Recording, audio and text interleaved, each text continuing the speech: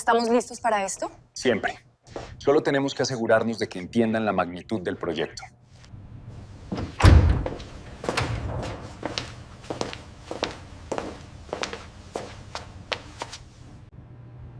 Gracias por reunirse para revisar la magnitud del proyecto Ocean Carriers. Año 2001, en un mercado global volátil que sube y baja, Ocean Carriers se valió una decisión irreversible: invertir $39 millones en un buque capsize nuevo con una entrega prevista para el 2013. El caso es más que un buque, es un ejercicio de toma de decisiones bajo ciclo económico, incertidumbre de tarifas, insensibilidad de valor a impuestos y costos de capital. En este documental ejecutivo presentamos de forma académica y autocontenida la evaluación del proyecto mediante el flujo de caja libre y flujos de caja descontados, complementado con escenarios y análisis de sensibilidad. Al final, emitimos una recomendación para la vicepresidencia financiera. Bueno, vamos primero a revisar entonces el tema del contexto. ¿Cómo se caracteriza la industria de la operación naval de un gran tamaño y carga seca en el 2001? La industria Drag Bulk Capsize se caracteriza por ser altamente cíclica, intensiva en capital y global. Sus precios, las tarifas diarias de fletamento, se forman en un mercado internacional donde pequeñas variaciones en oferta o demanda generan cambios grandes en tarifas. ¿Cuáles eran sus principales drivers? Primero, la demanda de transporte marítimo, determinada por el crecimiento industrial mundial y el comercio de materias primas como mineral, de hierro, carbón y granos. En este segmento, la demanda se expresa en toneladas milla. No es solo cuánto se transporta, sino qué tan lejos. Según la oferta de capacidad determinada por el tamaño de la flota disponible, el ritmo de entregas del libro de pedidos y la salida de buques por desguaces. En una industria intensiva de capital, los ciclos pueden amplificarse. Cuando las cifras suben, se ordenan más buques. Cuando se entregan, puede aparecer un exceso de capacidad. Tercero, los costos operativos y enérgicos, que afectan márgenes y decisiones de operación. Y cuarto, el tipo de contratación. El mercado spot captura la mayor volatilidad. El fletamiento a tiempo estabiliza ingresos, aunque también puede fijarse tarifas por debajo de máximos ciclos. Y por último, el quinto, la edad del buque. Buques jóvenes suelen capturar una prima, buques antiguos sufren descuentos, más tiempo fuera de servicio y mayores costos. ¿Cuáles eran los principales jugadores? Los jugadores típicos incluyen armadores y operadores globales con flotas diversificadas y compañías medianas especializadas por segmento. Sin embargo, el poder de fijación de precios no está en un solo jugador, está en el equilibrio oferta-demanda global. Por eso, incluso empresas relevantes son en una buena medida tomadoras de precios. ¿Qué se espera con la capacidad mundial? Por el momento del análisis se anticipaba un aumento de capacidad debido al volumen de buques en construcción. Esta expectativa implica el riesgo a la baja para tarifas futuras si la demanda no crece al mismo tiempo. Ahora bien, ¿qué era Ocean Carriers y cuál era su modelo de negocio? Ocean Carriers es una compañía relativamente pequeña, con una participación aproximada del 2%, por lo que no puede influir en tarifas. Su modelo consiste en poseer buques y arrendarlos, y principalmente mediante fletamento a tiempo. En esta modalidad, el arrendatario paga una tarifa diaria mientras la naviera mantiene el buque en condiciones operativas, asume tripulación, mantenimiento y seguros de disponibilidad técnica. Con esto, el desempeño económico depende de la disciplina operativa, estructura contractual y ciclo de tarifas. Pasemos ahora a los ingresos, demanda y tarifas y la adecuación de las proyecciones que se realizaron para el ejercicio. En primer lugar, para abordar los ingresos operacionales, es importante responder a la pregunta fundamental de qué depende la demanda y cuál era el comportamiento que se esperaba ante las proyecciones. La demanda por el alquiler de capsize depende en general del comercio mundial de carga seca y el crecimiento industrial, especialmente de cadenas de suministro asociadas al acero y a la energía. En el largo plazo se espera un crecimiento, pero pues en el corto y en el mediano plazo la demanda es muy volátil y enfrenta un ciclo de capacidad. Por eso, incluso con tendencia positiva, la tarifa diaria puede caer si se entrega demasiada capacidad al mercado. La segunda pregunta que podríamos responder con respecto a los ingresos es: ¿qué factores determinan la tarifa diaria y cómo los incorporamos al análisis? Pues bien, la tarifa diaria se determina en principio por el balance oferta-demanda de buques disponibles. por expectativas sobre el ciclo, por el tipo de contrato y por la edad y condición del buque que se está operando.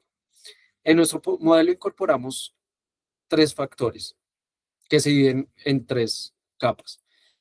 El primero de ellos es que para 2003 a 2005 utilizamos la tarifa contractual definida, $20,000 por día en 2003 y un aumento de $200 por día por año. Esto es 20,200 y 20,400 en años sucesivos. A partir de 2006, que ya viene siendo la segunda capa, utilizamos una proyección esperada del caso coherente con una visión de largo plazo, sin depender de picos excepcionales. Y la tercera capa, que es en escenarios de mayor vida útil, reflejamos el efecto de la edad, principalmente mediante mayor downtime, y el comportamiento del valor residual que capturan el deterioro económico esperado del activo. Una tercera pregunta que podríamos responder es si esta proyección es adecuada y con referencia a las tarifas, preparada para un buque nuevo tipo Capsize. La consideramos adecuada como estimación base por dos motivos. La principal, que es prudente y no sobrevalora el proyecto con picos de ciclo. Desde luego, una perspectiva académica, podríamos considerar que una proyección debe complementarse con sensibilidad y análisis de volatilidad, porque la tarifa diaria es el driver dominante del valor presente neto y concentra la incertidumbre del sector. Vale, listo. Ahora entramos a la parte operacional y de la inversión. ¿Cuáles son los costos que asume la compañía y cómo varían? Ocean Carriers debe asumir tripulación, mantenimiento, reparaciones, seguro, suministros y administración del buque. El caso establece un OPEX base de $4,000 por día en el 2023, que crece anualmente con la inflación, pues, más de un 1%. Además, a medida que el buque envejece, aumenta el tiempo fuera de servicio por mantenimiento, 8 días por año inicialmente, 12 días por año después de 5 años y 16 días por año después de 10 años. Esto es crítico. Durante este downtime se reduce el ingreso por tarifa diaria, pero los costos operativos no desaparecen, se deteriora el margen. Ahora vamos a empezar a mirar el capital de trabajo, qué cuentas deberían incorporarse y cómo varían. Desde el punto de vista contable financiero, el capital de trabajo operativo se asocia principalmente a cuentas por cobrar, por tarifas de arrendamiento, cuentas por pagar a proveedores operativos y acumulaciones vinculadas a operaciones y mantenimiento. En el caso, el modelamiento se simplifica mediante un capital de trabajo inicial de $500,000 con crecimientos asociados a la inflación. En el flujo de cajas libres se incorpora como variación anual del capital de trabajo y se recupera en el periodo final al cierre o venta del buque. Ahora vamos a realizar cuáles son las inversiones y desinversiones realizadas por Ocean Carriers. La principal inversión es la construcción y compra del buque, $39 millones, pagado en 3 momentos, 10% en el 2001, 10% otro 10% en el 2002 y el saldo restante en el 2003. En horizontes largos se agregan inversiones a capital asociadas a inspecciones mayores y actualizaciones regulatorias, típicamente en ciclos de 5 años, y la desinversión principal es el valor residual, ya que por venta de segunda mano o por desguace se ha incorporado como flujo terminal. También vamos a revisar cómo es la depreciación y amortización, cómo se modela esto. La depreciación del buque se modela linealmente a 25 años, consistentes con la vida económica contable. Para inversiones capitalizadas de inspecciones mayores, el tratamiento técnico recomendado es amortizado según su ciclo, por ejemplo, 5 años, preservando coherencia financiera. Y por último, vamos a revisar el impuesto por ganancias o pérdidas en ventas que debe contemplarse. Si el valor de venta o desguace difiere del valor en libras, la diferencia genera una ganancia gravable o una pérdida con potencial de escudo fiscal. Este efecto se modela en el último periodo apostando el flujo terminal después de impuestos. Bueno, llegamos ya a la parte final, a este cierre, y queremos ver el costo del capital, los escenarios y la decisión que se le recomienda realmente tomar a la empresa. Bueno, en cuanto al costo promedio ponderado de capital o WACC, por sus siglas en inglés, ¿qué factores determinan el costo de financiación del proyecto? Bueno, en este caso el costo de capital está determinado por el riesgo del sector naviero, porque la fuente principal es la volatilidad de tarifas y la exposición al ciclo. También dependemos de la estructura de capital objetivo, la combinación de deuda y patrimonio, del costo de la deuda neto de impuestos y de la rentabilidad exigida por los accionistas. Pero bueno, entonces, ¿cómo se calcularía ese costo promedio ponderado de capital óptimo? Bueno, para calcularlo, se calcula el costo del patrimonio y el costo de la deuda después de impuestos. Y en el modelo desarrollado usamos un costo promedio ponderado de capital base del 9% y evaluamos su sensibilidad a 8 y 10%. Esto porque pues es un horizonte largo y pequeñas variaciones en el costo promedio ponderado pueden cambiar sustancialmente el valor presente neto. Ahora vamos a continuar con el análisis de los escenarios y de sensibilidad. Primera escenario que tenemos es la política de no operar buques mayores a 15 años. ¿Qué pensamos sobre esto y cuál llegaría a ser el impacto? Bueno, entonces, operativamente la decisión de no operar los buques mayores a 15 años nos llevan a que existan menos fallas, hayan menos inversiones en mantenimiento, mejor, hay más confianza, pero financieramente esto puede destruir valor si el activo aún puede generar flujos positivos más allá de los 15 años. Es decir, estamos perdiendo flujos de 10 años más. Por eso, pues, no debería ser una política tan rígida, sino más bien algo flexible, que debería evaluarse con flujo de caja, caso a caso, incorporando los costos, el downtime crecientes. Bueno, segunda escenario es que Nueva York versus Hong Kong.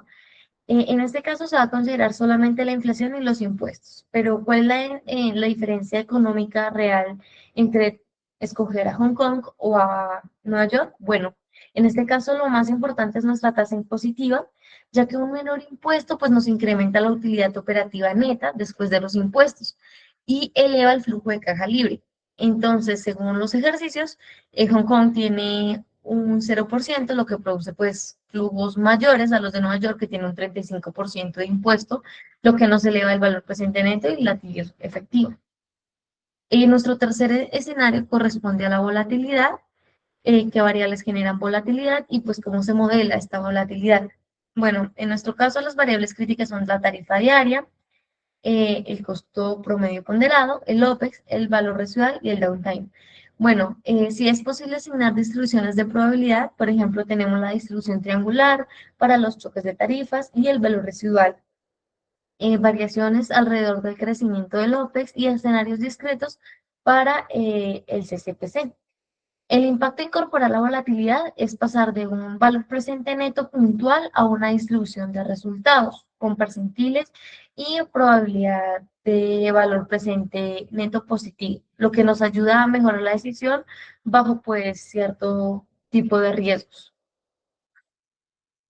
Continuemos con la evaluación financiera final del proyecto con con un costo promedio ponderado de capital del 9%.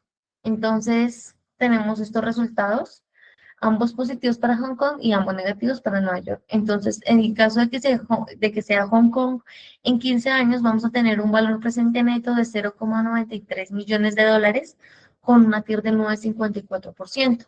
Si se toma, por otro lado, Hong Kong con 25 años de utilidad del barco, vamos a tener un valor presente neto de 5,62 millones de dólares contra una TIR de 44%.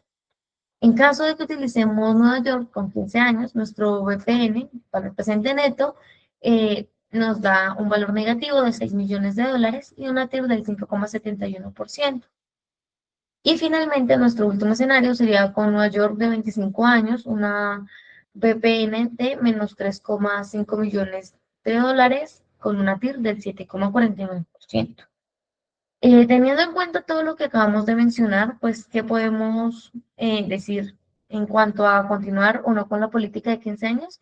Pues nos damos cuenta que esta es una regla que está siendo ineficiente y no podríamos mantenerla como algo fijo. Nos conviene flexibilizarla para extender ese valor de flujo que nos podría dar Hong Kong en 25 años. En cuanto a dónde radicar entre Nueva York y Hong Kong, pues es preferible radicar Hong Kong porque tiene eficiencia fiscal. Al no cobrar pues, el impuesto, tenemos un mayor flujo neto. El proyecto genera valor, sí, en Hong Kong, que especialmente a los 25 años, podemos observar que se generan 5,62 millones de dólares, pues es un monto deseable.